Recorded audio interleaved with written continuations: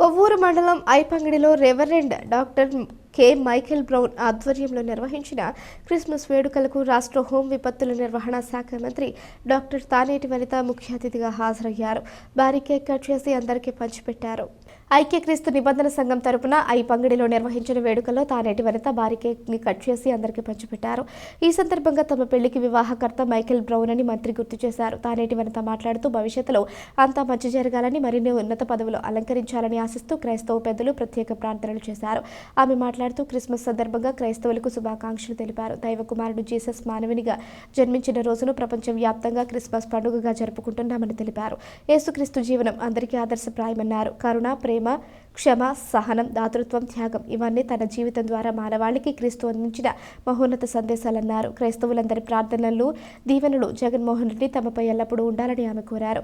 ఈ కార్యక్రమంలో స్థానిక ప్రజాప్రతినిధులు, నాయకులు, పాస్టర్లు, క్రైస్తవ మత విశ్వాసులు పెద్ద ఎత్తున పాల్గొన్నారు.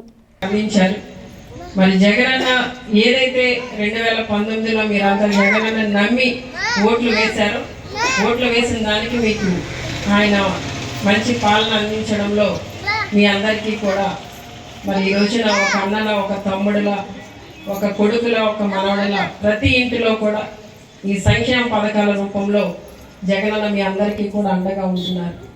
మరి ఇలాంటి ముఖ్యమంత్రి మనకు దొరకడం అనేది మనం చేసుకున్న అదృష్టం.